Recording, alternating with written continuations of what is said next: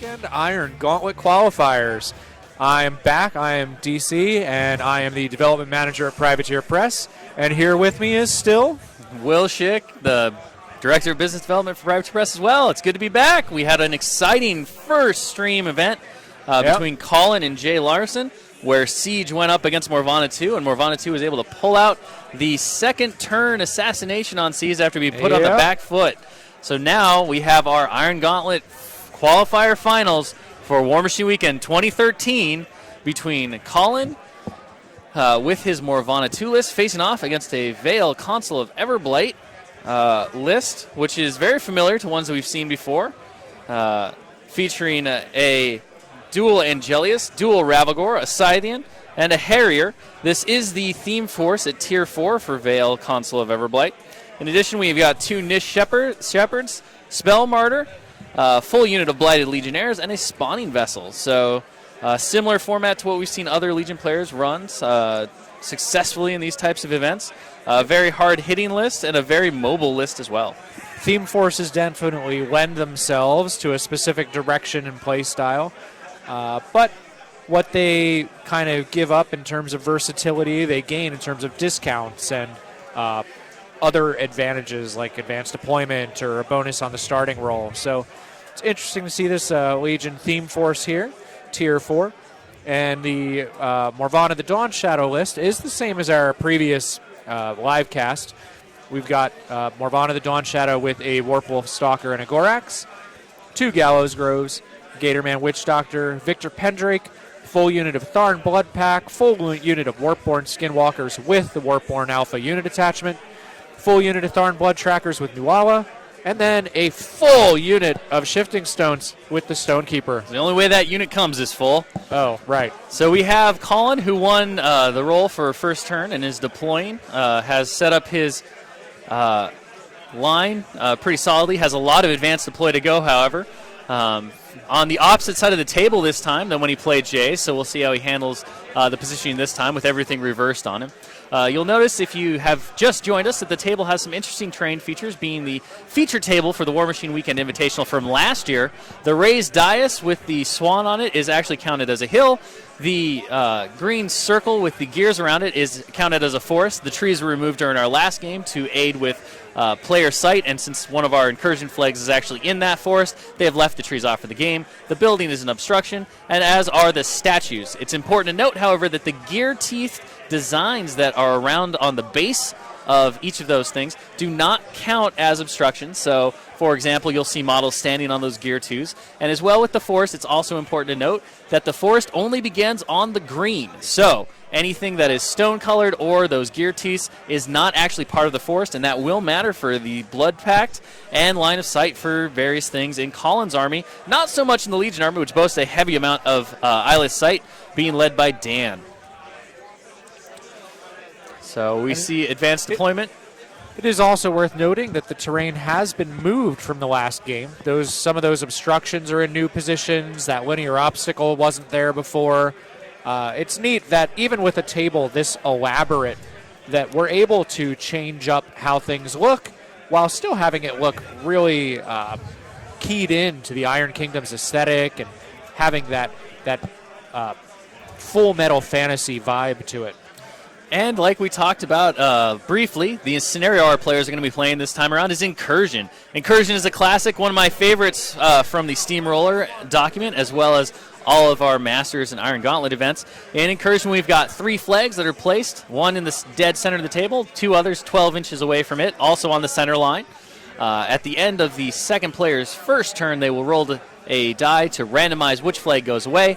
Controlling the flag gives you 1 CP. Dominating the flag by having your Warcaster in base contact with it gives you 2 CPs. First player to 5 CPs wins the round. Caster kill will also win you the game. So a fun and straightforward kind of event for our big final here. So with that, our players shake hands now that all advanced deploys have been taken care of, and the game begins with Colin kicking off his turn. So we see the Gallows Grove immediately shifting up by 5 inches using their place effect. Colin has to call his prey for his blood trackers, which he declares the Scythian as the prey target. And those Gallows Groves, as we saw in the last game, are truly deadly. Not so much because of what they do themselves, but their ability to channel spells can be a real benefit to Morvana and to her game plan. That did allow Colin to get an assassination with Sunder Spirit, an attempt that he might be trying again here with Veil. We see the Blood Trackers running forward to kind of spread out and claim the possibility to oppose two of those different flags, depending on what disappears this next turn, utilizing stealth to their advantage, although that won't be an effect with most of Dan's army thanks to Eyeless Sight. So overall, he'll need to use the cover of the linear obstacle and hopefully pull off an advantage to make sure that he doesn't get put on the back foot like he did against Jay, losing too many of those models at the start.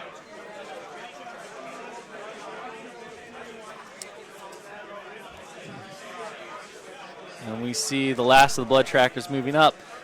Colin being careful to keep one of his Blood Trackers well behind the line to ensure that the entire unit can't get wiped out, because if that happens, then Morvana's feet will not be able to affect them. It's a strategy he employed well against Jay last round, in order to maintain the effectiveness of Morvana's feet in order to bring back most of his army. We also see Colin spreading out pretty substantially with a pair of Ravagors across the field. That's usually a very good idea.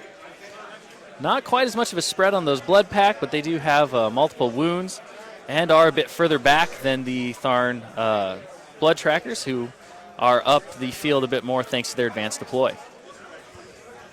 You can still see that two lone Blood Pack models in the back. He's deciding where to move that last one, and I expect that we'll see the final Blood Pack member stay pretty far back towards that end of that field, and that indeed we do.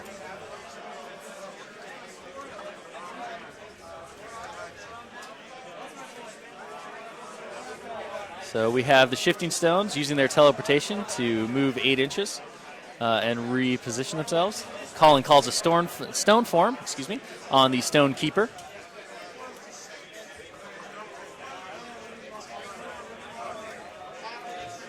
The Skinwalkers get a run order, moving towards the center flag and the flag on Colin's left.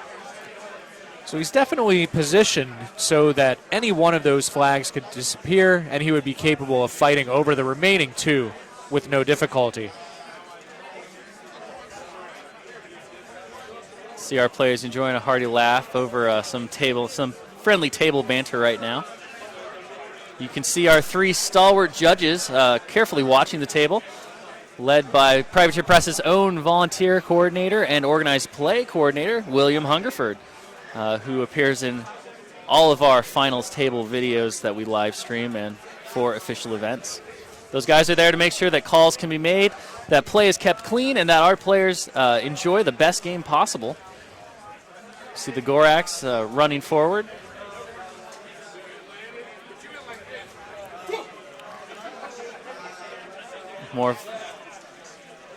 Morvana casts Carnivore on the Skinwalkers.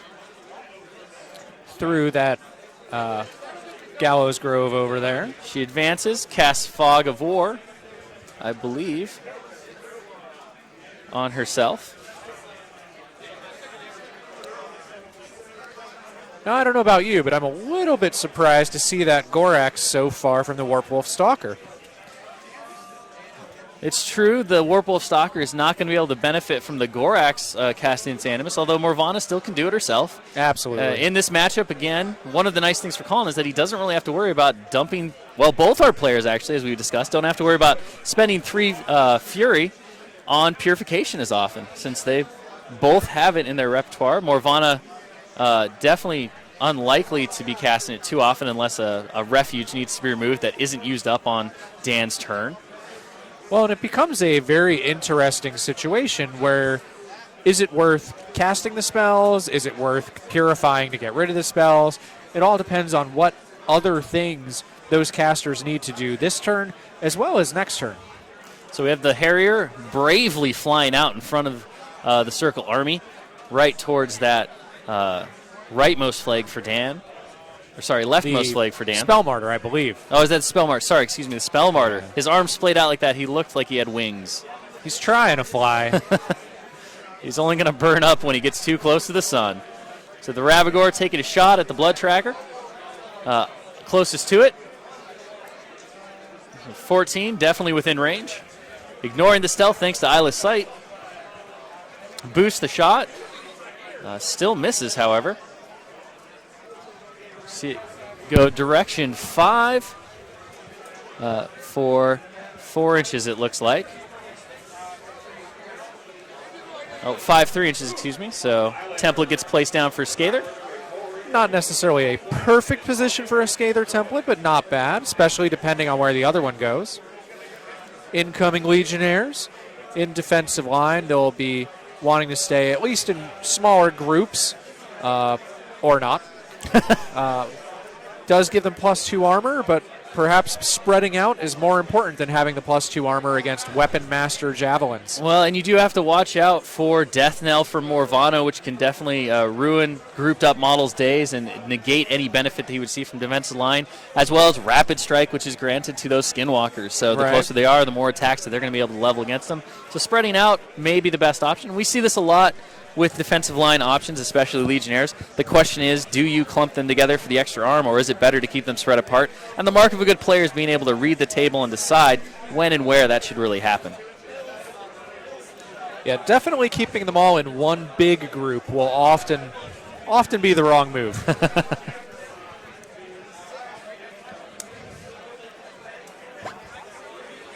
Here we see the spawning vessel being carried forward. The carry rule does allow that inanimate object to move 1 inch for each of the friendly grunts there in the unit, dragging it forward by being within 1 inch. To be honest, I'm a little surprised those Legionnaires have survived thus far, and none have been fed to the pot yet. So often you see those poor Legionnaires, or even the spawning vessel attendants themselves, quickly being thrown into that pot right away. Well, anytime you need just a little more fuel for the flames, you got to just chuck another acolyte into the pot. It's certainly what they're there for. Meat for the grinder. So we have Vale checking her control area really quick, so Dan can do some quick calculations here.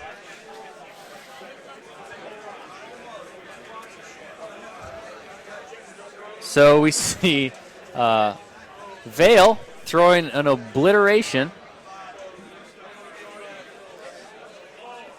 through that spell martyr that ran so bravely forward.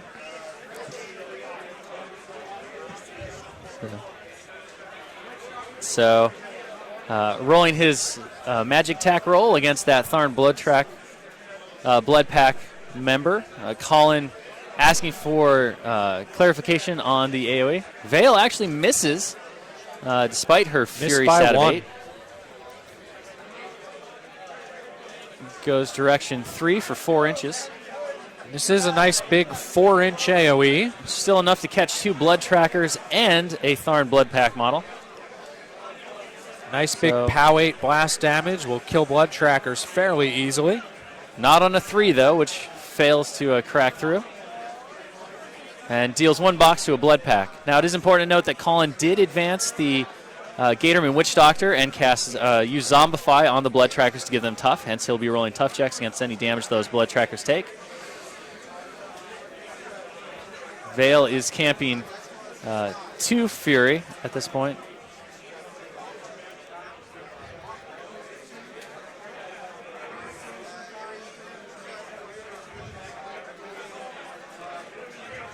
And there goes the spell modder, because it is used up after being used to cast that obliteration spell. We still have a Scythian, Ravagore, Angelius. And a Harrier. And that Harrier, yep.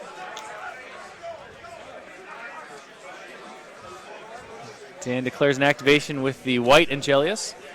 It simply advances forward. Not quite the full 7 inches it could move. Now, the biggest reason that I would want to see some of those Legionnaires and Spawning Vessel grunts go into the Spawning Vessel this turn is to get a Shredder. I don't know about you, but I always feel just a little bit naked without a Shredder in my Legion lists. I agree. I never take a Legion list without a Shredder or making a Shredder with the pot. The Angelius, even with the boosted roll, misses on its Tharn Blood Tracker target. So far, Dan's rolling has been a little hit or miss on him right now, with several rolls going not his way, despite the good odds in his favor. See the other Ravagore advance up. Dan determines his target. They are checking line of sight, asking for judge confirmation. Checking to see if his target would get cover.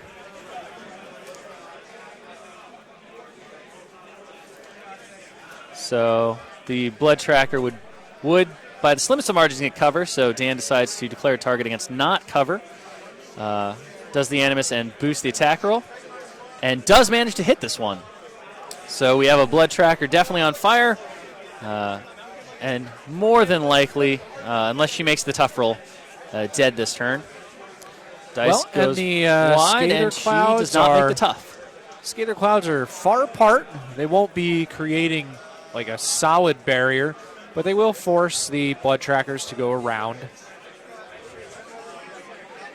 Dan moves on to his next activation, which is the Harrier, which flies straight into the Sather AoE, which it is immune to the damage from. But interesting choice. Models that may want to engage it or not. However, there's so many shooting options on that side that I doubt that anyone's on the circle side is really going to risk moving in and taking damage from it. Well, and it is just 1 point. Those Tharn Blood Pack are actually a lot better in melee than some players might realize. They're not, they are Tharn, big, medium-based male Tharn hunters. So charging in on the Harrier would deal them 1 point out of their 8 and would allow them to attack with their Power Plus Strength 11, Mat 7 Hunter's Blades, possibly damaging or even destroying the Harrier by melee if they so choose. But as Will stated, they'll probably be sticking to the ranged attacks for this particular Well, job. to be fair, Assault and Battery allows them to get the best of both worlds. They can shoot at the Harrier. If they fail to kill it, they can make the charge, or they can run. Yep.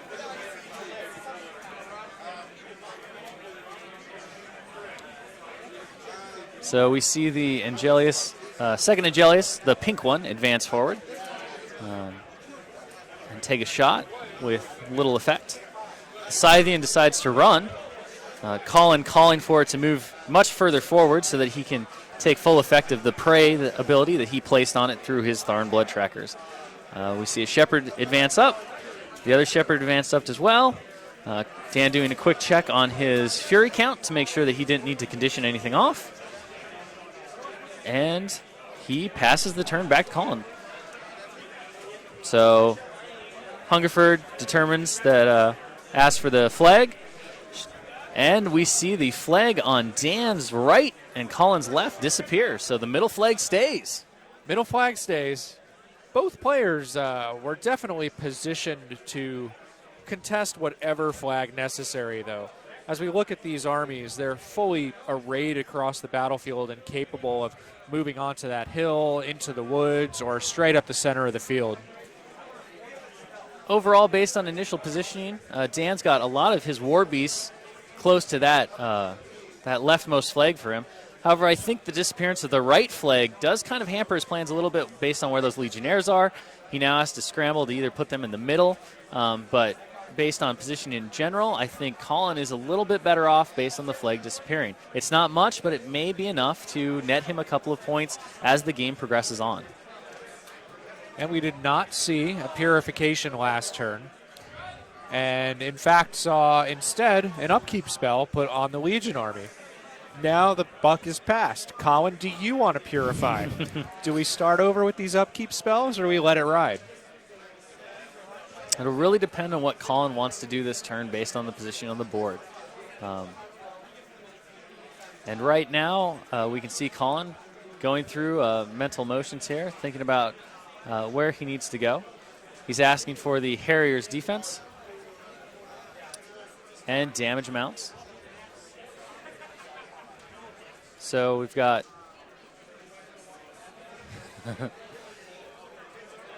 Dan is proudly proclaiming the just death of his Spell Martyr as claiming more lives in this one game than he has all day.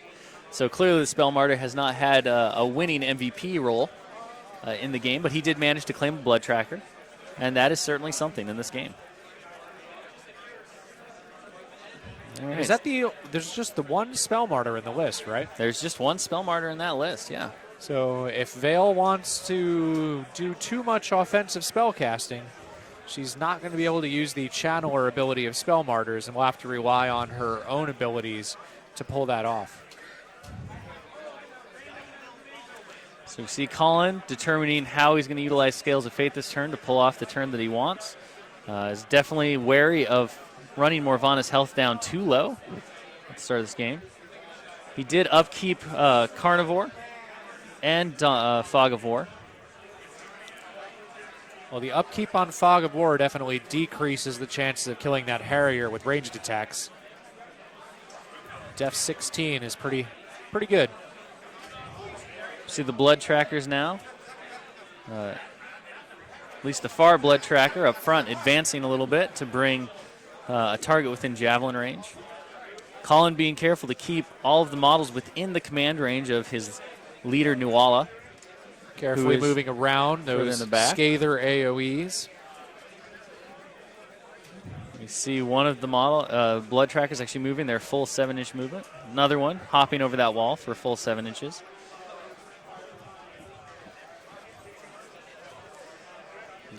The inclusion of Nuala in the unit does mean that they'll get to reform. Anyone looking at that juicy cluster waiting for a Scather is likely to be disappointed. It is unlikely that Colin will maintain that formation for Dan to capitalize on next turn with reform.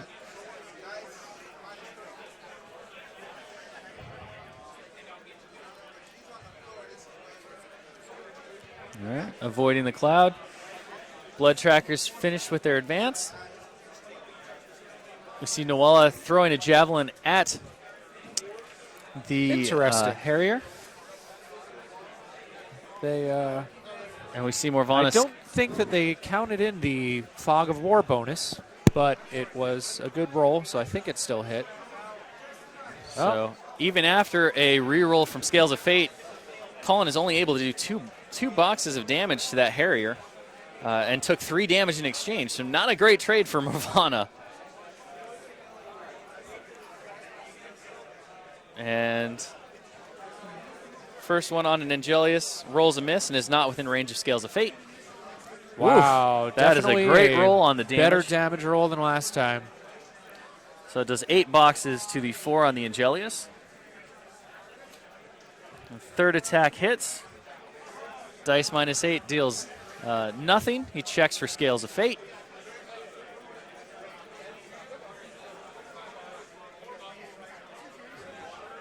And she is within range for Scales of Fate, so he takes 1 damage to reroll that abysmal damage roll.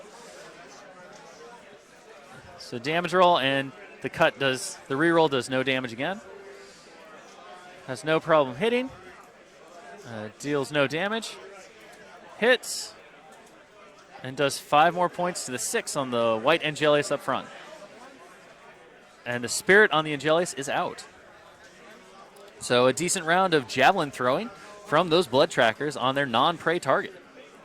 Yeah, considering that it was not the Scythian who they chose to prey, that's quite good.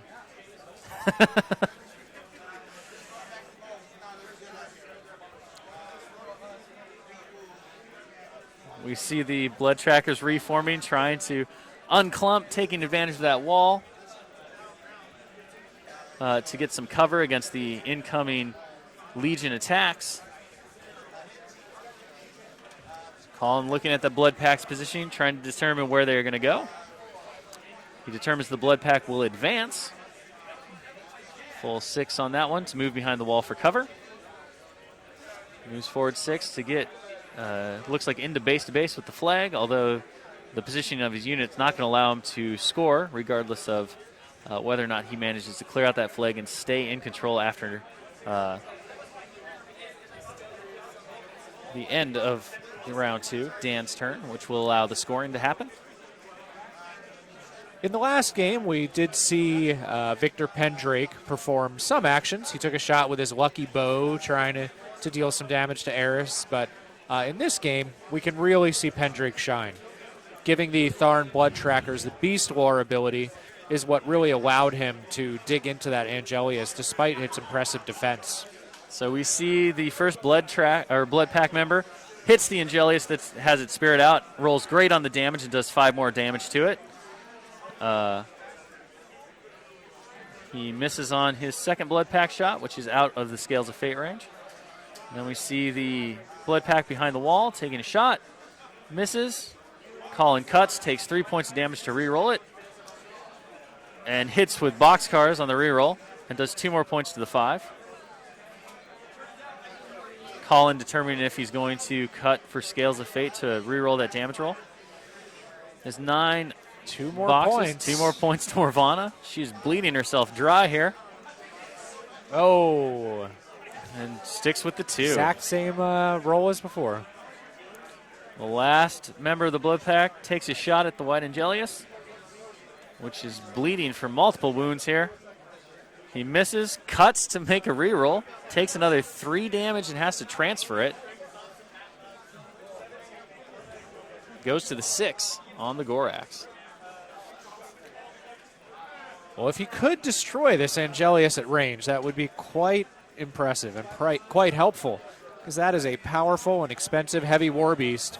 And unlike the way that Morvana can bring back her troops, nothing is going to bring back that Angelius if it falls. Reroll on the to-hit roll hits, but he only rolls a 5 on damage, dealing 1 more point to that Angelius, leaving it alive so far, but severely wounded.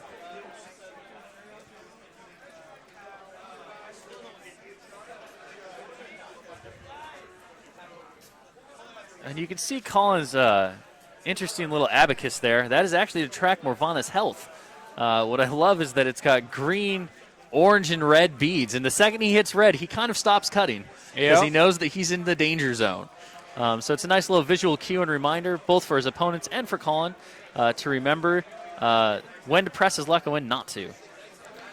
It's interesting, too, because Morvana is going to be gaining back some of that health as Colin suffers casualties on Dan's turn. As well as through Carnivore, if he can manage to eliminate that Harrier. Unlikely. Could get a little bit there. Only one model was able to engage and charge that Harrier successfully. So there you see that. With Carnivore for the bonus. Clever little bead device. With Carnivore for the bonus on the attack roll, and with Rapid Strike, it's a pretty good chance that that Harrier will be destroyed. Definitely 10 damage to that Harrier. And that murders it. And Morvana heals 1. So she's back in the orange, and that may lead to some Scales of Fate cutting, depending on what he needs.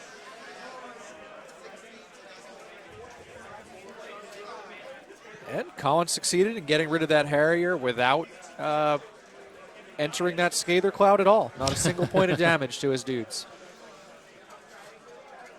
See the Warpwolf Stalker riling for 1 and running.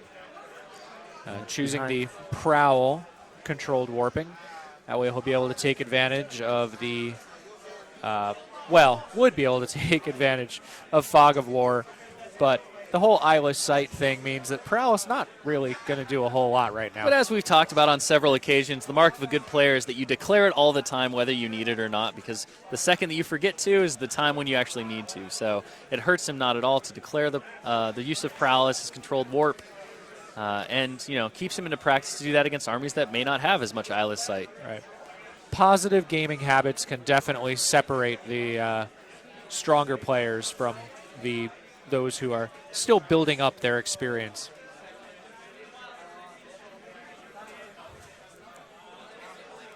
So the Gorax activates, runs, and riles for 1. Still staying pretty far away from that Stalker. Back close enough now that he could walk over and give him primal if needed.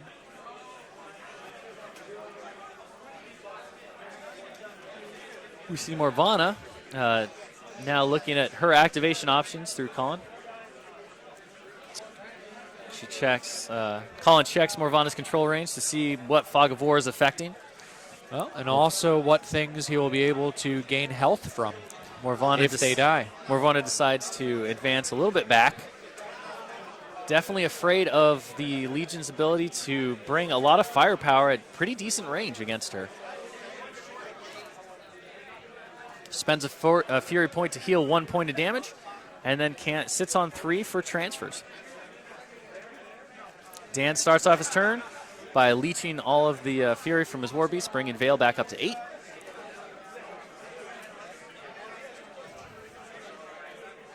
He has no upkeeps currently in play, so no worries there. Colin giving a shout out to all the people who are actually watching this game live from the bar here at the hotel. Here at the hotel for WARMACHINE Weekend. That's right. We have this game being played on the bar TVs. So a big shout out to you guys out there who are watching. Thanks for being with us, as well as everyone else who's watching from home and around the world. So we have Dan carefully considering his next turn here. This will be a scoring turn for him if he can manage to clear out one of those flags. With the huge concentration of troops around each of the flags between the Blood Trackers and the Blood Pack, I doubt that we're going to see points scored this turn, but you can never discount anything in this game. Well, I would not be completely shocked if Colin scored a point on the far flag, because the only models that could head over there and contest that flag are ones that Dan might not be too keen on losing. And I think the issue with contesting that flag is one of the Blood Pack members is still behind that wall, putting him outside, I believe, of 4 inches of the flag to be able to score. Since the Blood Pack is a unit, and I don't think the Gatorman is in, I don't think he has a solo in base-to-base with the flag. I thought the Gatorman ran over there, neglecting the tough of this particular turn in order to potentially start scoring. Start scoring and to really start healing Morvana after her series of Scales of Fate damage rolls from last turn. Sure. Seems a very Morvana strategy, as well as an idea Colin could use. She knows they'll come back. She can bring them back. She can bring them back, but saying, you don't need to be tough. I'm in control. That's right. I'm in control. I would know what's going on. So Dan carefully considering his options here. Deciding which activation to do next. Checks his control area really quick to make sure that Ravagore is going to stay within Veil's control area. Advances a full distance and chooses to shoot the Stalker. We see 1 for the Animus to get critical fire on the shot, and 1 to boost. Missed again, rolling only a 7. So one close. of the 2 will still hit the Stalker and set him on fire, but no major damage roll. Only the half POW, which is just going to be POW 8, -9 on the roll. He boosted anyway to hope to get something, and rolls nothing. Scather Cloud down as well. That's a tough turn of events, and unfortunately Dan, unlike Morvana, cannot cut and put damage on his Warlock to reroll his rolls. You see the Shepherd advance up and condition the 2 points of Fury, or 3 points of Fury, excuse me, that was on the Ravagore off.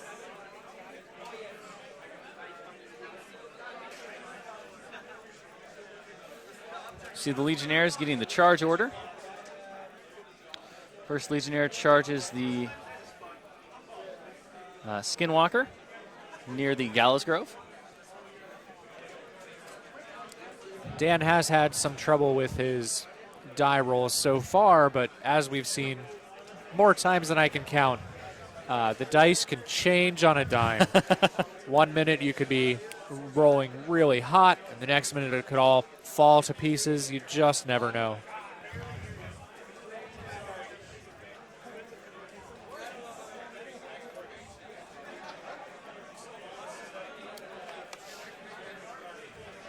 So Dan picking the rest of his charge targets, and also where he wants to run those Legionnaires to try to stymie up the Circle's options for next turn. Throwing away a few of those Legionnaires is certainly not a bad strategy, given that they have Vengeance. Well, and also if the spawning vessel can get into the right position, you've got that advantage as well from each of their deaths, providing a token as well as the Vengeance move.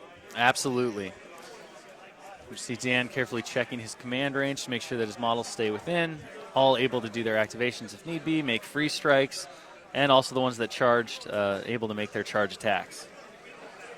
First attack hits, POW 10, Does 2 points of damage to the Skinwalker.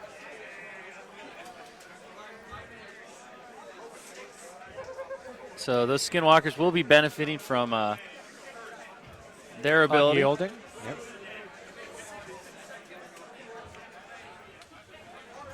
Yep. Relentless advance next turn. Well, clearly I was mistaken about that Gatorman. I guess that was something that he was considering, was potentially having him run over to a better position, but looks like he did indeed tough the blood trackers, because there we see one knocked down. And yes, you're right, that Gatorman is nowhere near close enough. But it was an option. Always worth thinking about the control points as well as thinking about the support and combat, because those control points, as we've seen, can definitely change the game. Well, it can force you to play in different ways, as well as being the outright victory condition. They put huge amounts of pressure on your opponent. I mean, the fact that you can score at the end of every turn, can force and bait your opponent into bad positions, especially given the fact that Dan, like you said, would have to throw something towards contesting that flag that he really doesn't want to get rid of. And Colin would be in a perfect position to be able to capitalize on that.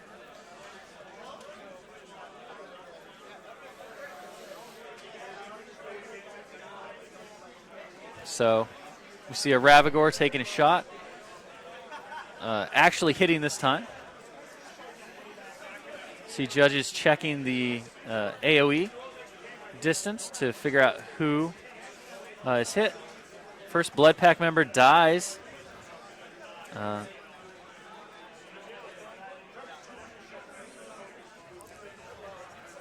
we see Hungerford calling out who was clipped. You see the judges have various small tools at their disposal for checking the AoEs based on different base sizes that were hit by a weapon. We see the Tharn Blood Tracker who was hit and then destroyed by the POW 8 boosted blast damage roll. Make her tough roll. She's knocked down and set on fire. He does not boost on the last Blood Pack member and deals no damage, but that Blood Pack member is set on fire thanks to the Ravagore's Animus. Or Skinwalker? Skinwalker, excuse me. This is Skinwalker.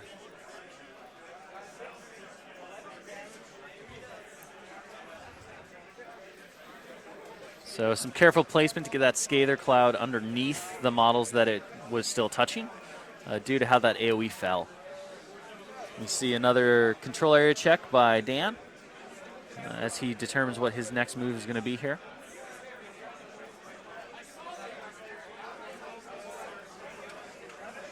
Some consideration on where he's going to go.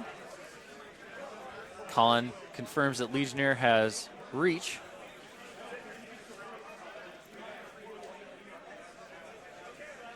As he starts to think about his next Once again, turn. the spawning vessel not creating a lesser warbeast, not creating that shredder to get tenacity everywhere. Oh, we see the Angelius.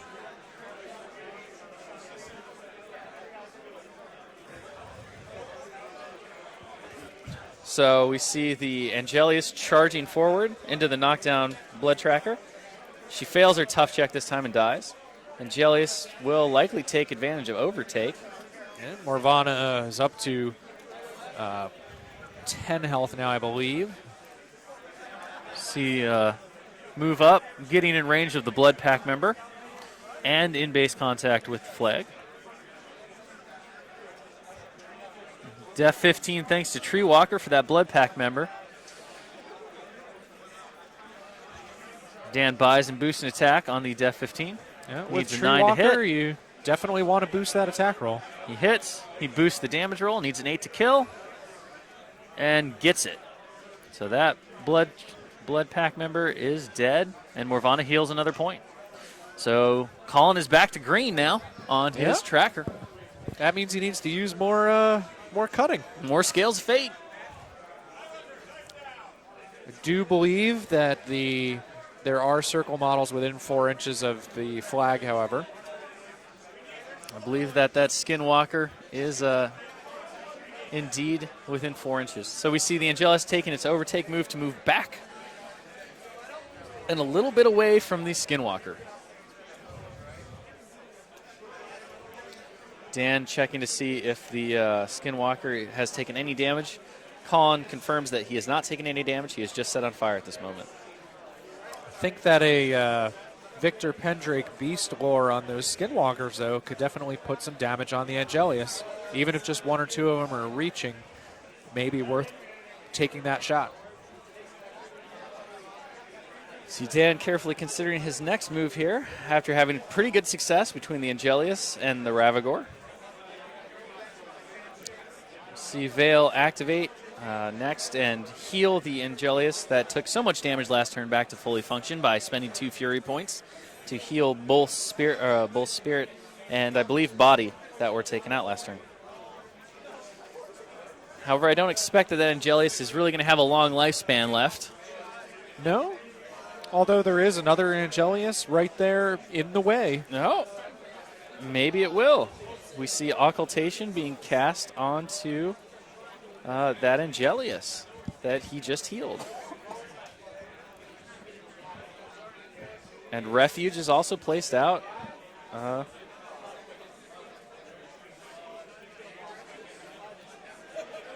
Occultation went on the Scythian, I believe, and Refuge went on the Angelius. So I expect to see the Angelius either make a shot or do a charge and then try to fly away. Think he'll try to clear the flag or no? At this point, I mean, going a point up, like we talked about, definitely forces the game in a certain direction and might be worth sacrificing that already heavily damaged Archangel, or Angelius, excuse me. Or possibly even not having to do so with Refuge. We see him shooting the Gallows Grove with the Angelius. Need a 5, anything but Snake Eyes to hit. And a roll of damage. And 6 points of damage removes the Gallows Grove and heals another point on Morvana.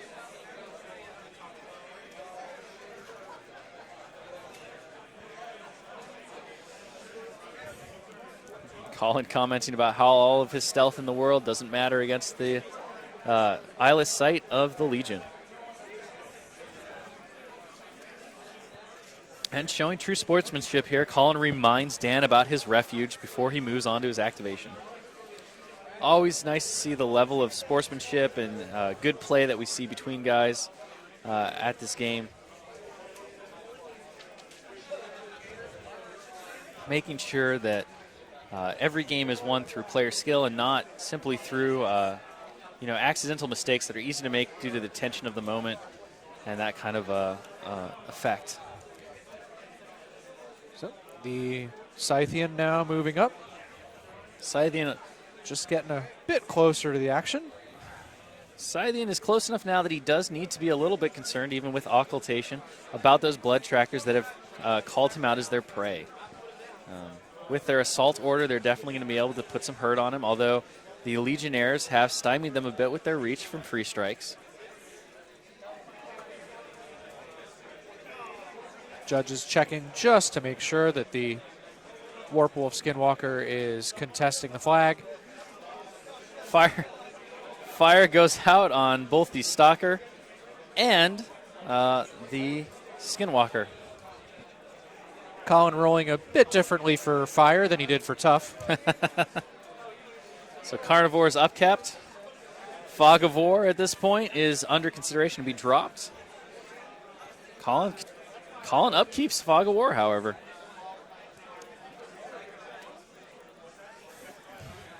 Colin determines that he is not going to pop his feet this turn with only 7 models down. So at this point, if you're Colin, DC, what are you looking for on this turn? What are your goals here? I would lean towards trying to finish off the wounded Angelius and putting some firepower into the other Angelius. I don't have a real good angle on it at the moment, but a few of those Carnivored, possibly Beast Lord, Warpborn Skinwalkers could really put a dent in that, even the fresh Angelius.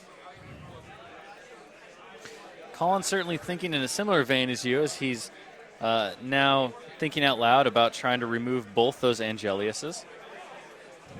And naturally, some of those Legionnaires are going to fall unless Colin makes a concerted effort not to kill any of them to avoid vengeance. Because they are right in the way of the blood trackers, engaging them. They're also near the skinwalkers. So I'm expecting the front 5 Legionnaires to fall as well.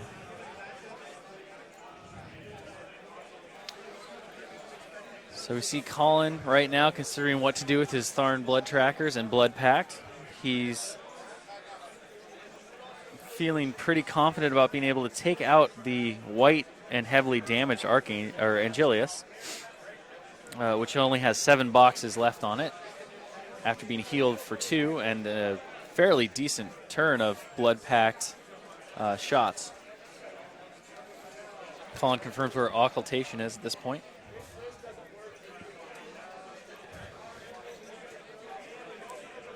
Colin commenting that he's got too much health right now for Morvana. He needs to do some re-rolls, needs to get his troops to maximize their attack and damage rolls.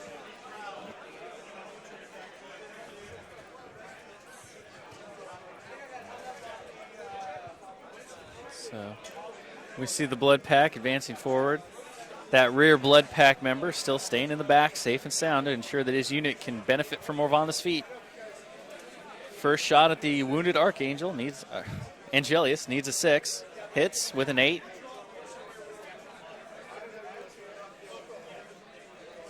Box has 7. Has 3 boxes left after that damage roll. Takes 4. That Angelius severely listing once again. Another aim shot needing a 6, hits, and eliminates that Angelius. So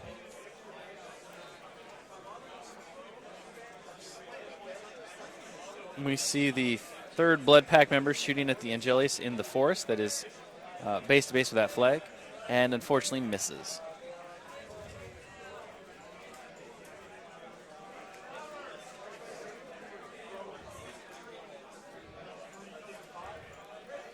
And just like you thought, Pendrake activates and gives Beast Lore to the blood trackers, actually. Yeah, no, I was thinking maybe the skinwalkers, but the blood trackers are also a good choice. I'm just concerned with how many of them are engaged by the Legionnaires. Maybe the skinwalkers will peel off some of those Legionnaires before the blood trackers activate, or maybe Colin will just take the bonuses he can get and use other blood trackers to kill Legionnaires. With Tactics Quick Work from Nuala, they certainly are capable of taking down infantry models. I am a little surprised that none of those Legionnaires are claiming a defensive line bonus. At least in some cases, having them in far apart, but in pairs, might save them from the POW 9s of those Tharn blood trackers. See Colin realizing the predicament that those Legionnaires pose with their reach.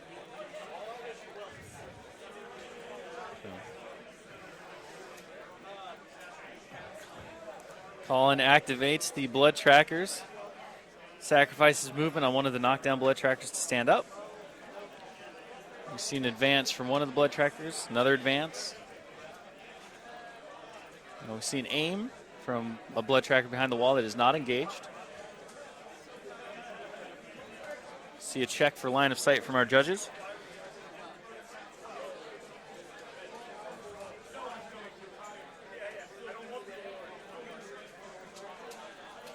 So quick check of line of sight says that there is line of sight there. So we have 2 aiming blood trackers, which are likely going to throw against that Angelius in the woods.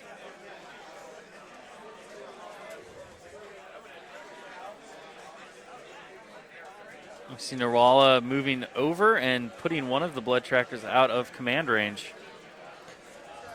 So no attack from the one that's out of command. Colin starts with the easy ones, which are just going to take javelin shots at the Angelius.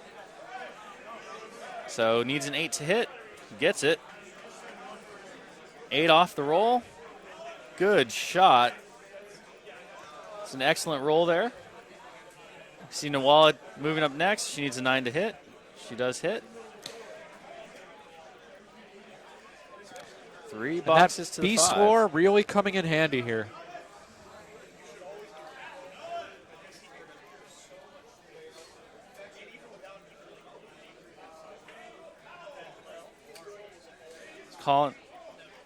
Colin realizing that one of his movements on the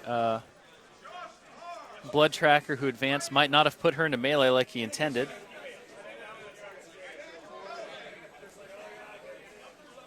We see a check, and that definitely did not look in, so call is not in.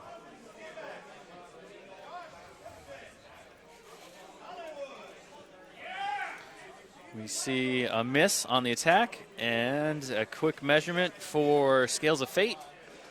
Believe it's just out. Here comes another judge for a check.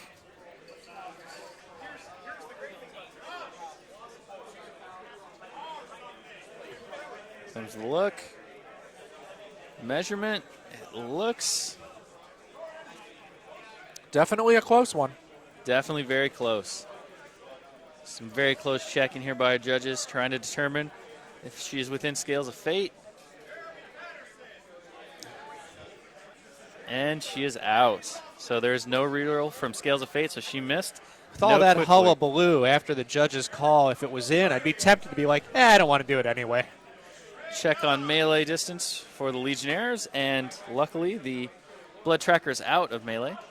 Needs an 8 to hit on the aim shot. 3 more boxes to the 1 on that Angelius in the woods. Definitely picking away at that Angelius. Here we see a reform with the blood tracker moving in to engage the Angelius. Nuala backing up. Does confirm that Colin is not planning on shooting the Angelius anymore this turn. No, I'm fairly certain at this point that he's expecting the Skinwalkers to likely finish off that Angelius.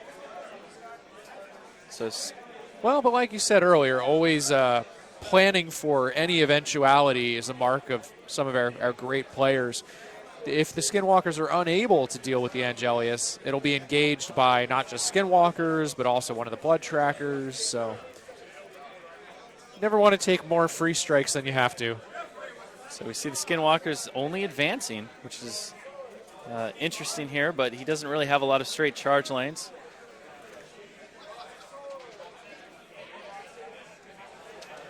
So have the Alpha advancing up, engaging the Angel.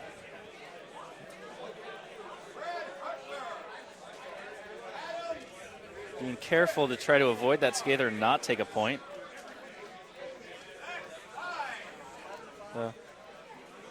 And then we see the last Skinwalker advancing forward, walking out of the Scather so he doesn't take the point. To engage. Quick check of command range. Says that the far Skinwalker is just out. So first attack, Mat 8, hits the Legionnaire and murders it. And the RFP from Carnivore means no corpse for that Legionnaire. It's definitely a helpful... Another kill and another heal point. So that's 3 benefit from Carnivore. Another Legionnaire bites the dust. Morvana is back to full health, so no need to roll for the Carnivore's heal. Scales of Fate, 3 points. Well, you know, she gained it all back. She might as well burn it out. 3 points go away. 6 hits. 4 off on the roll. 4 boxes of the 6 on the Angelius. That 9 Angelius boxes remaining on that Angelius. Could be potential for the Warpborn Skinwalkers to finish it off. See another cut as the leader of the Skinwalkers misses. And misses again despite the cut. Second attack. Does hit. Deals 4 more points to the 1. But leaves that Angelius just barely hanging on due to a couple of bad rolls, even with some Scales of Fate action. And you'll notice that Morvana is back down to the orange beads.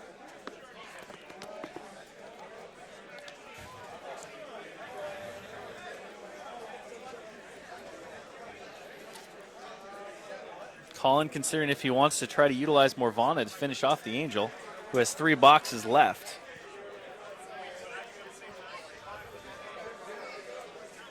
Boosted Sundered Spirit would need 20 to hit that Angelius right now, who's engaged in the trees. And in the fog. And in the fog. Well, maybe. If she has to get closer, it sure would be. See the Stalker putting Sprint on itself. Walks forward to engage the Legionnaire. Needs a 6 to hit with the sword. Hits.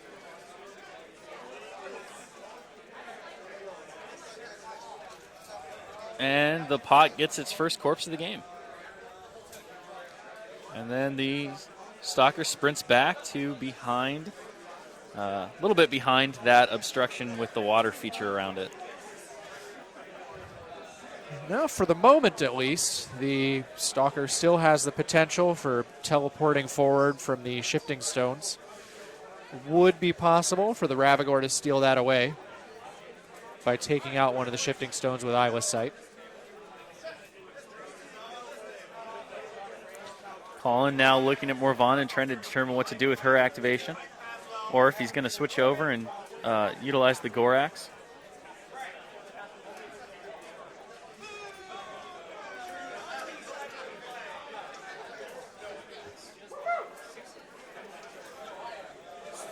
Gorax rails for 2 and basically hangs out by the stone.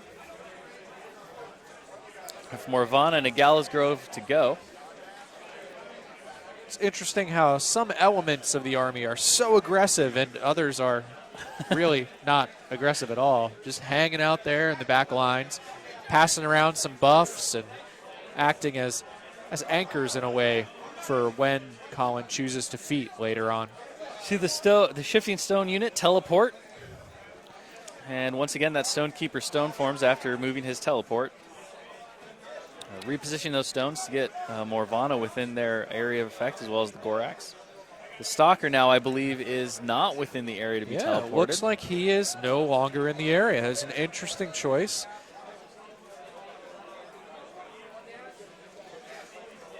Colin really considering see the tree, the Gallows Grove, teleporting 5 inches right behind that Skinwalker. Morvana here goes, we go.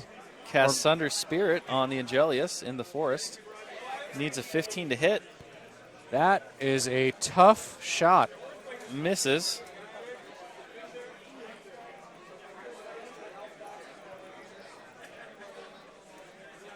And so he cuts, takes 2 damage to re-roll the attack roll. Looking for a 13, and wow. He gets it. And then he boosts the damage roll. It's only POW 12, so. Well, but it is damaged already, so with that roll of 11. 6 points of damage. That is going to take out the other Angelius. So as we were saying at the start of the turn, if Colin could take out both of those Angelii, he'd be in some pretty good shape here. He's also got a lot of his assets difficult for Dan to reach. Interesting maneuver here on Morvana, using her light cav move or her normal move away to advance pretty far back. Colin verifies that the scenario does not include Killbox, which would be pretty bad for both of these players right now. Morvana's positioning now is pretty interesting, as that all of her troops are right in the center of the table. I don't think she's going to be healing much from that. And given the amount of carnage that Dan is hoping to do next turn, that's going to leave Colin with not a lot of options for the feat. Does seem a little bit overly conservative. We see a Vengeance move now on Dan's maintenance phase, as he advances those Legionnaires forward.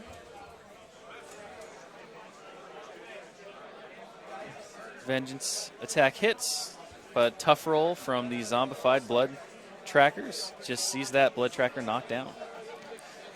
When we talked about the best case scenario for Colin's turn, we pretty much saw exactly that. Certainly, you cannot argue with the effectiveness of that turn. Everything that Colin needed, including a 13 on an attack roll to finish off the wounded Ingelius that was still standing, he got. Well, 15 to hit and then the 13 for damage, right? Correct. Yeah, just not easy rolls on a lot of those cases.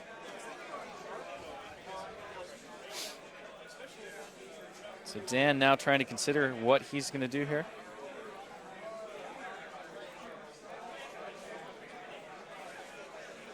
So we see Dan lost in thought here as he tries to ponder or tries to figure out what his best next move is. You know, he's definitely on the back foot here, and he still has to contend with Morvana's feet, which in this type of a heavy attrition match, yep, you know, Dan is definitely on the back foot and in a big way. For those wondering why our judges were touching that Skinwalker there, he was just barely on the edge of the base itself. So we're just correcting that, making sure that the positioning is exactly where the models actually are, which could be important when the players are so concerned with those control points now as the attrition battle is well underway. Scythian certainly is useful with its Animus, which removes from play. Occultation is dropped. Scythian charges the Alpha.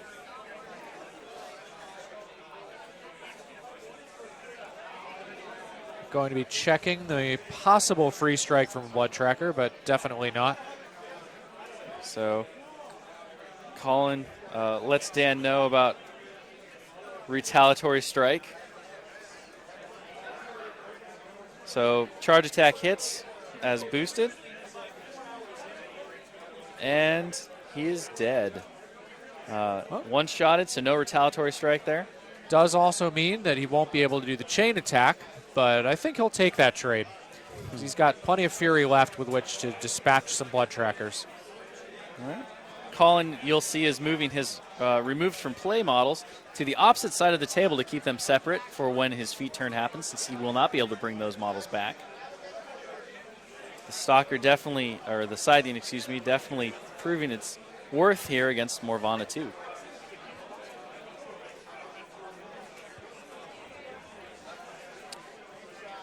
Dan now considering where to go next. Colin feeling very confident right now about his position on the board and his current status in the attrition game. He mentioned to Dan that there aren't a lot of models left on the board, but that he often finds that with Morvana 2, that is rarely a problem by turn 4. As I look at the board position, I do find myself wishing that if it were me, I still had that Werewolf Stalker within the Shifting Stones area, because that Scythian would not feel quite as comfortable with its position if the Werewolf Stalker could just flash on over there and chop into it. Along with the troops, that would certainly be enough. So we see another Ravagore shot at the Stalker. Wow. And again, the attack roll boosted misses. Those Ravagore attack rolls have been rough. Ravagore just cannot find its target. That said, you couldn't really ask for a better deviation roll there. It's pretty good. Did hit the heavier stuff, though. Not any Blood Trackers, but Blood Pack and a tree. It's definitely going to want to boost these. Is the Fire Animus up? I didn't hear it, but it could be. I can't tell if there's one Fury or two on that Ravagore. I believe there should be two, since it cast its Animus and then boosted the attack roll. Right. So it did Animus. It did Animus. I did not hear that part. It did Animus. So they are going to be on fire, as well as taking the blast damage rolls. So our judges carefully checking to see which models are hit by the drifted AoE.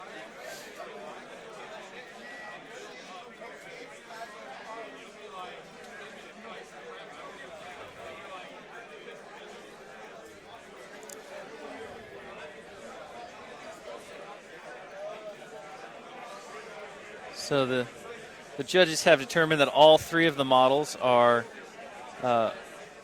hit by the AoE. So 2 blood packs and the Gallows Grove. All are on fire. Dan boosts the first damage roll. Deals 6 damage to that blood pact. Yep. So he's in pretty rough shape if that fire sticks around. Boost on the second blood pact and managed to eliminate him, which is excellent. And then on the Gallows Grove itself, deals no damage. But both the very wounded blood pact and the Gallows Grove are on fire. And as we all know, you automatically deal double damage with fire against trees. I don't know that we all knew that. Oh, maybe that was just in my head.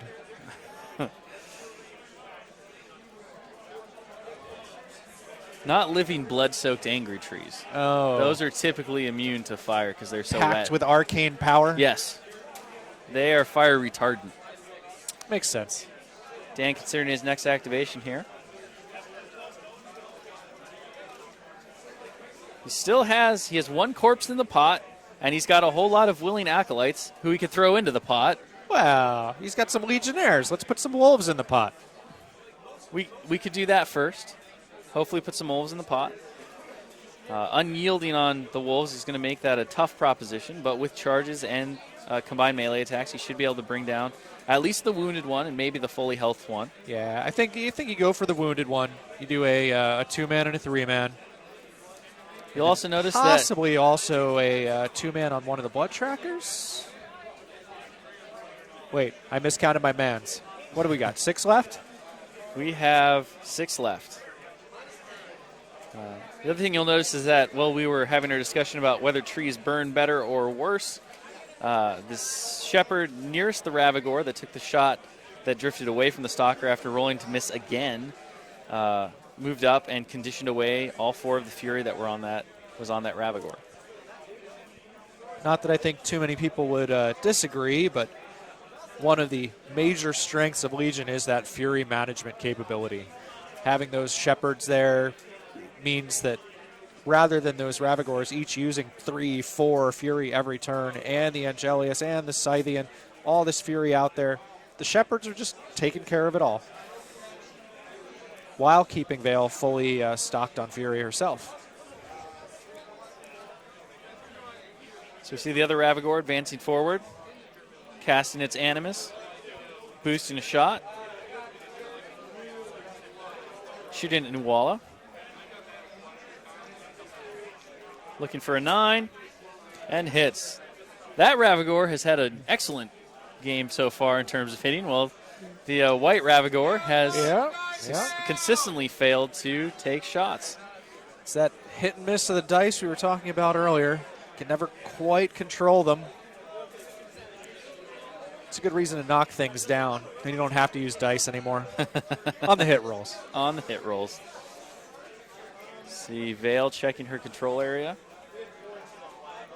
Or Dan pondering his next move. Likely Possibly checking to see for an Oraculi shot. Try and spellbound that Ravagore there, potentially.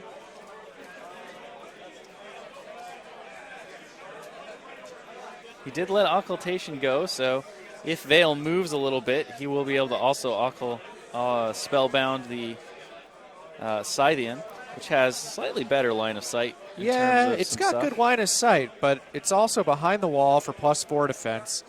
And then it also might be engaging one of the blood trackers, maybe? Really can't tell from this angle, but a lot easier to hit that Ravagore than it's going to be to hit the Scythian. But again, risk versus reward. You see the Legionnaires moving forward, doing a 2-man CNA on the blood trackers.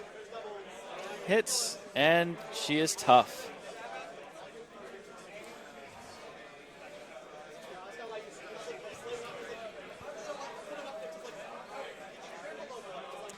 Tough is definitely one of the abilities in the game that has a more psychological effect than some of the other stuff you can do to your opponent.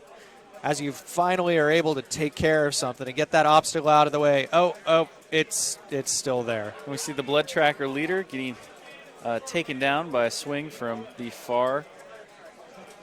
At last, dead at last. I do believe that was in range for the spawning vessel. Maybe not. It's close. It's close. If it's not in, it was right on the edge, just out.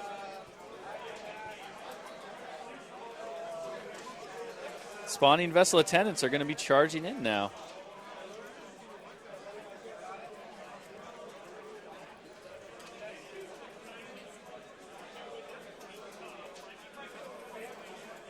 So we see a two-man combined CMA on the last of the Legionnaires. Hits, deals one more point to that damaged Skinwalker.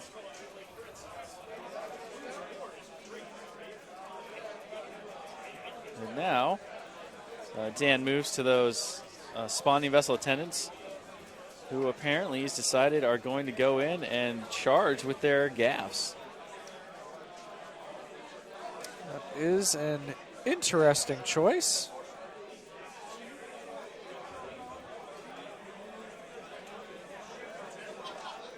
And credit to our judges who point out that you can't actually charge with them since they can't get the charge order. Well, unless somebody gives it to them. In this case, the current unit commander is a pot and unable to give that order. So we see them simply advance up, but that will still allow one of the attendants to make a melee attack on the knockdown blood tracker. Well, and just as importantly, we'll let him make a shredder.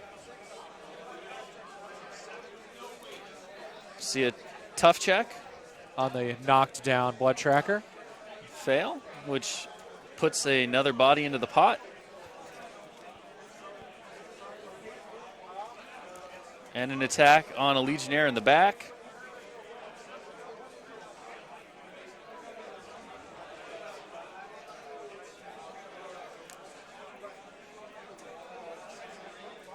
And he murders one of his own attendants. Attacks another one of the attendants. And kills. Which all right, brings the pot up to 3. And here comes a lesser war beast.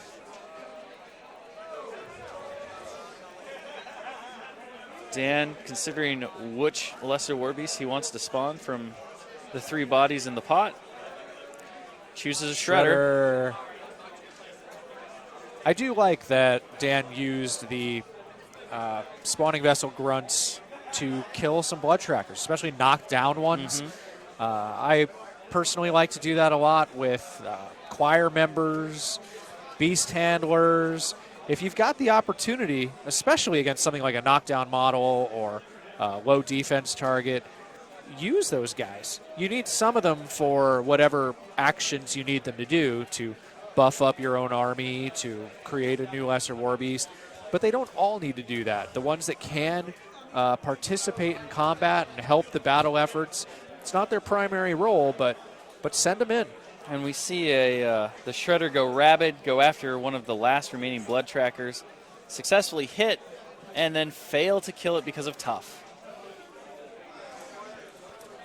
It definitely seems like there's been a lot of tough rolls this game. Vale now determining what to do with her activation here, being the last model in Dan's army to activate.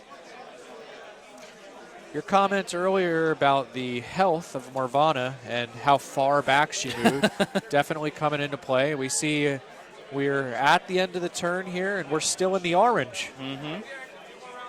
Morvana was unable to claim health back from the RFP models from the Scythian, and then was unable to take anything from the models that were murdered by both the attendants and the Legionnaires for her conservative placement.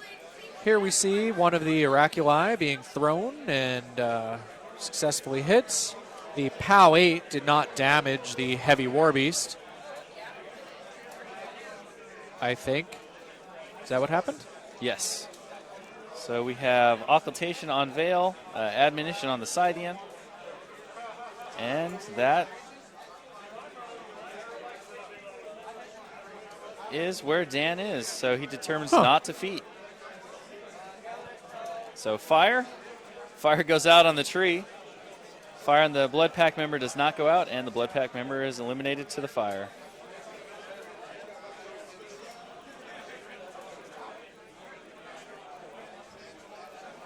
So Colin's army definitely far diminished from where it was at the start of the last turn. However, Morvana is definitely going to wind up with her feet. Yeah, I would not be remotely surprised if the army was far less diminished at the end of this turn. Colin, however, did mention that based on his current health, he doesn't have quite enough to make the feat the most of it that he could. He only has 5 Fury, which means that he would need to cut. Yeah, that extreme falling back might wind up biting him here. We'll have to see. You know, conservative placements, it's one of those things like we always talk about, the tension of the event, the desire to win and not get outmaneuvered, and sometimes leads you to make risks, to do risk management that sometimes doesn't lead to the best of turns. Well, and it's such a delicate balance. You stay too aggressive, and it will very quickly lose you the game. You get too conservative, and it can limit your options, limit your ability to use certain key aspects of the model in question. So Colin is going to rely on Carnivore to heal the damage as he just cut himself for 2 additional Fury to upkeep both of his spells. So the Skinwalker is determined to activate. And we have another very close command call here to determine whether the Skinwalker on the far flank is in or out of command. So our judge is putting in the check. And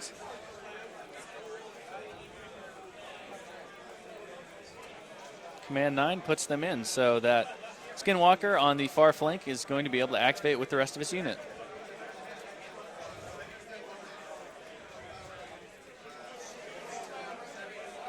With Rapid Strike and Carnivore, there's a good possibility that Morvana's going to be able to pull up quite a bit of her health back. We see the Skinwalker's getting a charge order declared. First one declares a charge on the Ravagore. So charge on the Shredder, and a charge on some of the Legionnaires.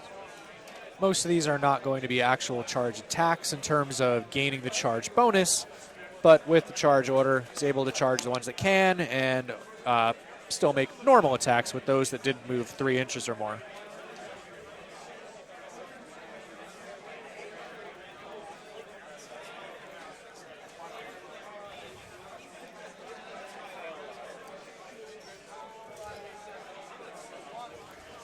Players are currently discussing which abilities on the Warpborn Alpha are granted and which are tactics. Rapid Strike is the tactics ability, but the Warpborn Skinwalkers are no longer able to benefit from Blood Drinker. So if there were ones that were wounded, that were killing people, they would not gain the extra health from that granted ability. 6 boxes to the Ravagore after the initial charge and the attacks. 1 death to a Legionnaire, which heals Morvana for 1 on the D3. Heals another 1 for 1 on the Rapid Strike.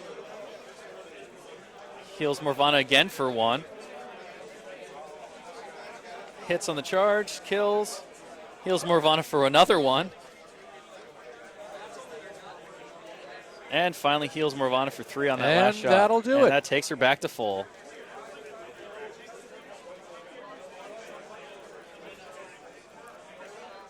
So a very strong showing from those Skinwalkers and Carnivore, putting Morvana into position to maximize her feet turn, which is going to be huge. So you think upkeeping Carnivore was worth that 1 point he had to cut? Well, he cut 2 points, technically. So sure. But yes, I think that was probably a decent exchange for him in the end.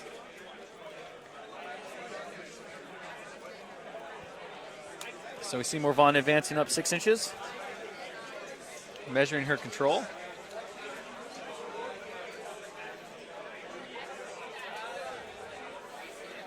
She moves 2 more inches over to the side. And Feet's cutting for 11 to bring back all the models that he possibly can.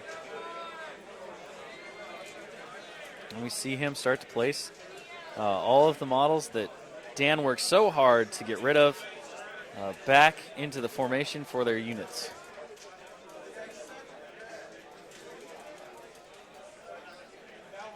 Now, it will be important for Colin to keep track of which models were already in play before feeding, because those are the only models that are going to be able to perform their actions this turn. Those that are removed will have to forfeit their actions. They won't be able to shoot those big old bows or throw javelins. So it's definitely not going to be a full turn of activity from all of these 11 models that are suddenly showing back up to the battlefield.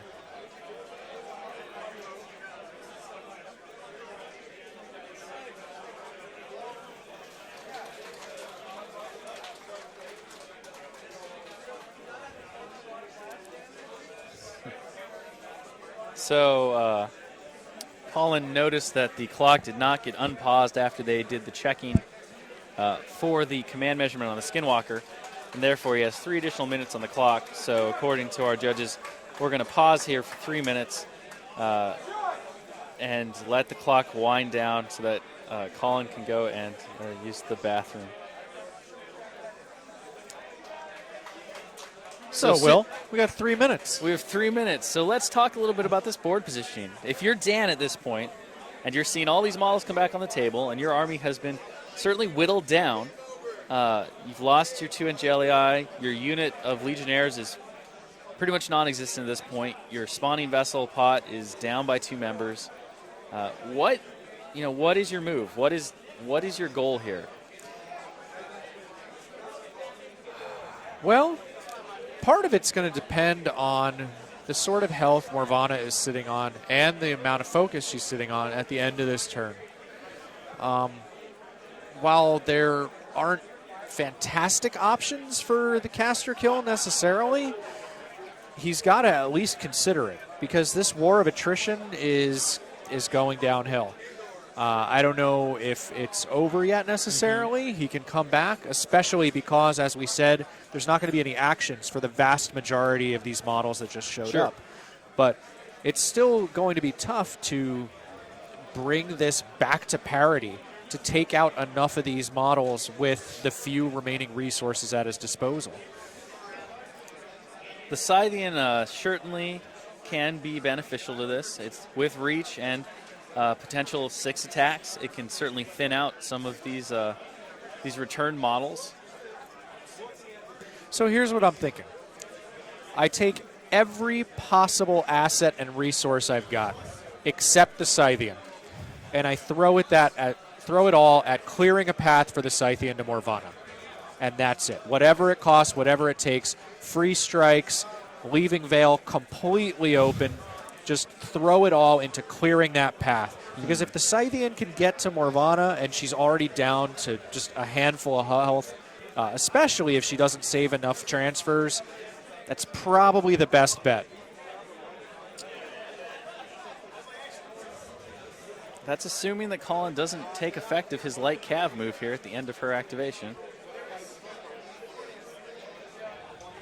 Well, and also depending on how many Fury he chooses to keep. If he either keeps a lot of Fury or gets to a position where that's no longer viable, then yeah, new plan required. You see Colin placing the last of his models here, that Gallows Grove, which is also returned here.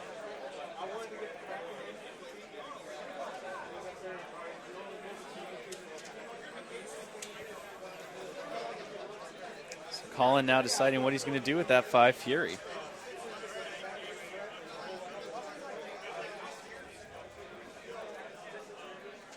She sits on 5 and then uses her light cav move to back away. Yep. That will, let's see. It's still close. It's still worth thinking about that Scythian plan. If I could get over there and measure my feet, it's worth thinking about. 5 transfers, though. Do you know how bad off Getterix is? He's taken some damage. The Stalker? The Stalker. I don't believe the Stalker's taken any damage at all. Every shot against it has missed, and all the fire damage has gone out before it's even been rolled. Right.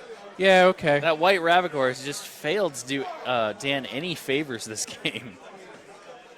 So we see the nearly returned models moving into position to engage the Ravagor and slow him down.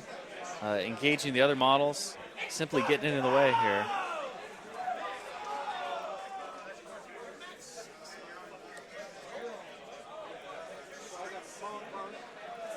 Yeah, I don't know. What do you think? If you're in Dan's position, how do you deal with this sudden landslide in the war of attrition? I mean, I think at this point, right, your only option is to get to Morvana. You need to find the path that's going to clear your way there. And if that means a push from the Ravagore to get that extra inch that you might need after you clear the path, then so be it. It's not going to be all that easy to clear either, though. No, it's certainly a with Herculean medium task bases at in the point. way. There's no trample option. And with 5 transfers, I'm not sure it matters. Now we have an admonition move here where Dan is trying to determine if he can move.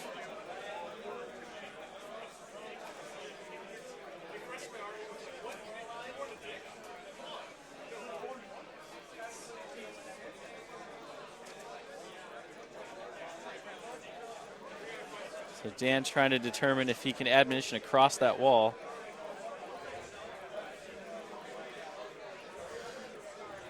Fairly certain the answer is going to be yes, but judges are here to check for us. It might just be my angle.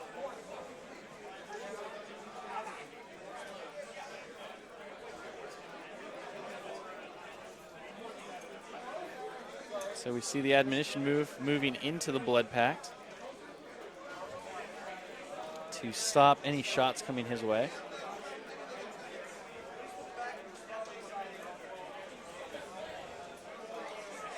So we have the admonition forward.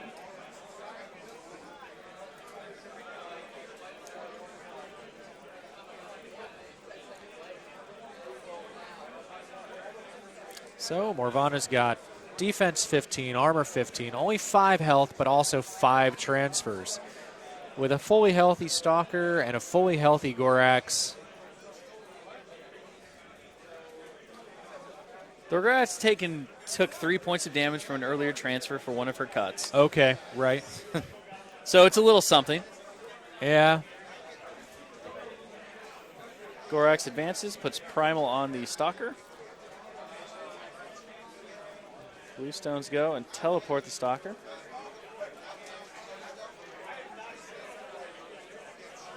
And he takes 1 point to the 1. We were talking earlier about how you wouldn't be able to teleport the Stalker. We lost track of that stone behind the statue. The stone behind the stone. Blended in. That makes so much more sense. Yeah.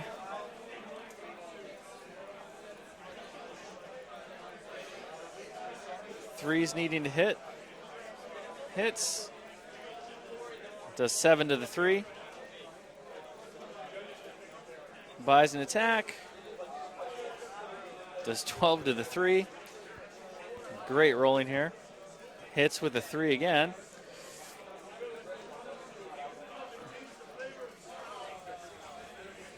Deals another 7 points to the 2. One last attack. And this will most likely, 14 points. beyond most likely, this will definitely finish off the Scythian. Eliminates the Scythian.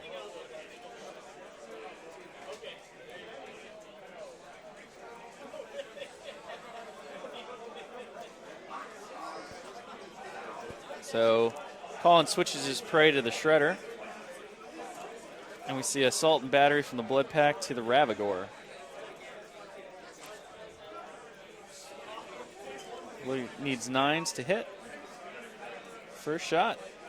Manages to hit. Beast Lore from Pendrake, showcasing its value once again. Does 5 points to the 1.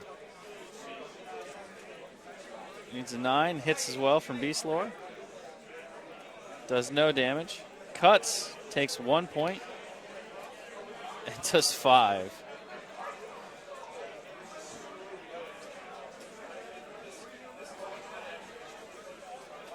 Sees another cut. Take 2 more points. Transfers to the Gorax. Interesting.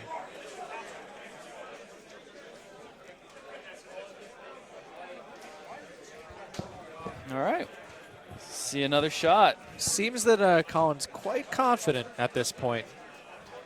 by choosing to transfer rather than... Misses, cuts again, takes another one, puts Morvana down to 2 health. Does hit. Deals no damage. He cuts again, deals 3, transfers to the Gorax. Deals 4 to the 3. So Morvana down to 2 health. The Gorax definitely bleeding now. Morvana also down 2 to Fury. 3 Fury. See a miss and a... Colin asks for damage.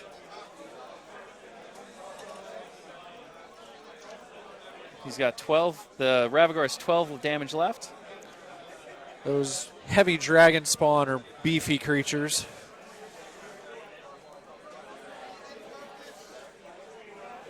And we see the one blood pack who can charge after the assault and battery.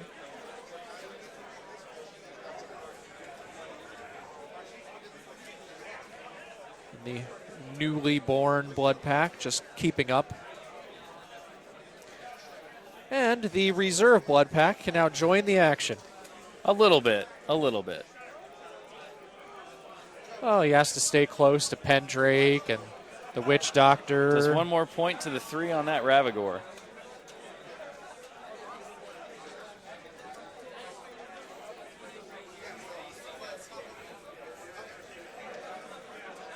So Colin making sure that he's activated everything. He needs to activate his Gallows Grove.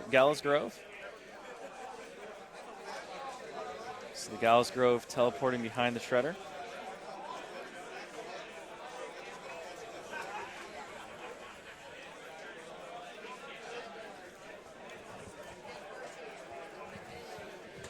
Now, we can't quite see the clock from this angle, but Vale cuts for 2.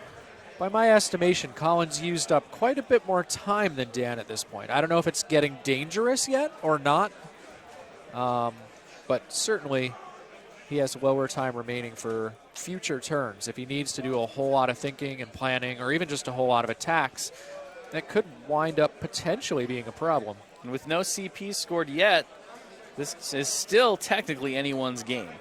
With no kill box, both Morvana and Vale can hang out safe from each other, though at some point, as the Legion models get thinned down extensively, Colin is going to be in a position to start scoring those points and scoring them quickly. So Dan's time is running out, but that clock can be an issue.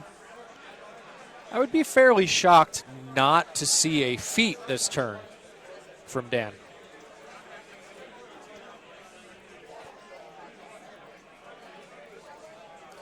So we see a Vengeance move with no Vengeance move, but an advance and a miss from the Legionnaire. The last Legionnaire. The last Legionnaire. Yes, indeed. I saw that movie. Did you? Yeah. Did it end happily? No. Their blightedness, it's not going to end happily. That's true. Your destiny's kind of written on the wall when you're a blightedness. You see Dan fiddling with his tape measure as he kind of tries to consider how he's going to make it out of this really, really tough predicament that he's found himself in between Morvana's feet and his back foot on the attrition game. Losing those Angeliuses in the same turn was rough. And then the next turn, losing the Scythian and almost a Ravagor. He's just running out of assets. See our judges carefully watching the game, making sure that everything is being done properly by our players, that any rules questions are quickly answered at this point. You see Dan considering some math in his head. So you purify the Carnivore spell. You throw Refuge out on somebody, Occultation out on somebody else. Where do you put your Icy Grip and Obliteration if you're Dan? There's a couple of good options there for that kind of spell. There's definitely a cluster of Tharn Blood Trackers right in the center of the table. I don't know. There's so many options right now. I think one Obliteration has to go towards those Blood Trackers. They're just clumped up too much. Well, to add insult to injury, Colin just made his first tough roll of the turn on a Blood Tracker, and it was successful. So I think the first obliteration definitely goes towards those blood trackers, but that does leave the problem of all of those blood pack who are engaging the Ravagore. Veil feats, so we'll get to see what she's doing now. Icy Grip, I would likely put on the blood pack, allowing that Ravagore more accuracy to be able to thin out the blood pack itself with its attacks. POW 16 against the low arm on those blood pack models is certainly going to be useful, and it will help negate Tree Walker a little bit. We see Veil advancing straight forward here.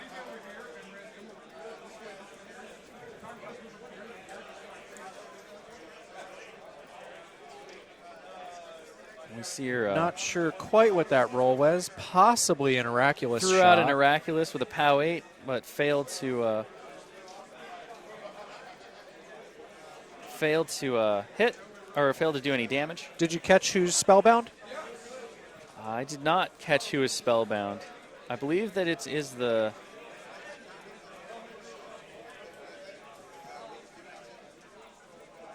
I believe that she did the Stalker. Now we've seen Obliteration with a boost to hit. She fails to hit the Stalker by 1 because of Fog of War. Because of Fog of War. Purification has not gone out yet. So by With 1. the Purification, it would have hit. So clips the Stalker on the deviation roll. Dan clearly just looking to do something to that Stalker. Boost the damage roll, does 3 points to the 4.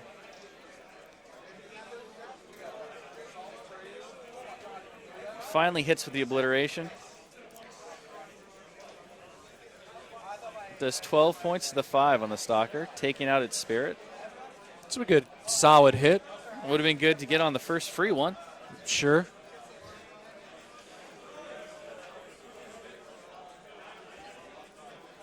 And Veil has admonitioned herself. Free strike on the white Ravagore, misses on Snake Eyes. See a shot at the Stalker. All right. Boost and Animus. Finally connects. Still dealing Needs with that an 11 to kill. Fog of War. 6 damage to the 1, leaving that Stalker with 5. And guaranteed to frenzy next turn. Guaranteed to frenzy and on fire. And on fire, right.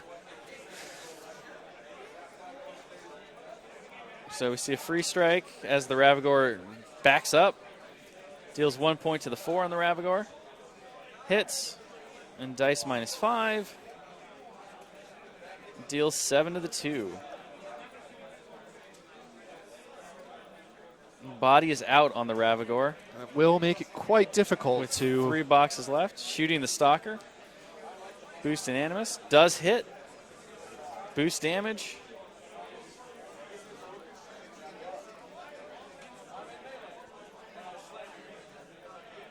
And even with 1 dice going down, does eliminate the Stalker finally. For those listening and unable to hear what the folks on the screen were saying, yes, even with the body out, he did roll 3 dice, so the players and judges agreed to drop the high die, which was still plenty to kill the Warp Wolf.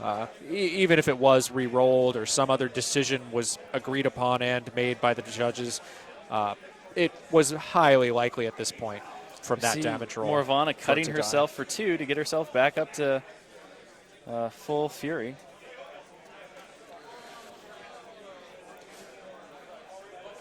Morvana did not wind up getting too much health back this time around from Imperishable Conviction. And Dan did not cast Admonition, did not cast Purification on his feet.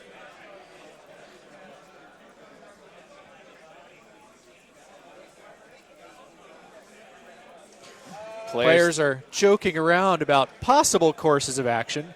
Some of the things that Dan is recommending Colin try are not very effective sounding to me. You know, at this point, you just start playing mind games with your opponent.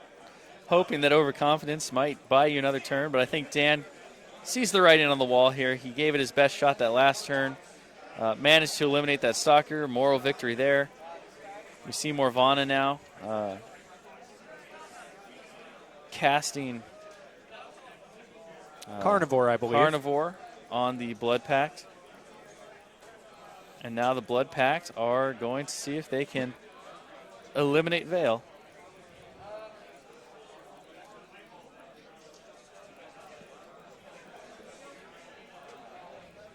So Purification removed Veil's admonition, stopping her from being able to get away from the Blood Pact. And after the Purification is when we had Carnivore show up. So they've got +2 to hit her. They've also got possibly a reroll from Morvana if she transfers to the Gorax. Needs 6 hits. Gets 3 on the first, 4 on the second attack. 4 more damage. Fourth one misses. Cuts it, takes 2, putting Morvana to 1 health. And there it is. Does it. Blood Pack finishes off Veil. She falls beneath their Tharn bow blades. And Colin has emerged victorious from Warmachine Weekend Iron Gauntlet Qualifiers, the champion. It's a very, very intense day for Colin, having to face not 1 but 2 potential final tables to get to the top. He did so very effectively, running Morvana 2 like an expert, utilizing her feet and her strengths, and those Blood Pact to dangerous effect on both his opponents, Jay and Dan. So excellently played by Colin, excellently played by Dan, who showed true sportsmanship and poise throughout a very rough match for him. Very bloody, a lot of action. Some rough dice rolls, some good dice rolls on Colin's side, and a very tough matchup. So congratulations to both our players. And thank you, everyone who sat with us and watched our first broadcast of 2 live stream rounds back-to-back. Also our first live cast from Warmachine Weekend. So won't be our last. Definitely will not be our last. We'll actually be back tomorrow with the Warmachine Weekend Invitational. Indeed, we will. We'll be running live streaming events of several of those rounds, including the finals round. And watch privateerpress.com for more information on that schedule. And we hope to see you back with us then. So one last time, this is DC and Will Shick signing off. Take care, everybody. Have a good night.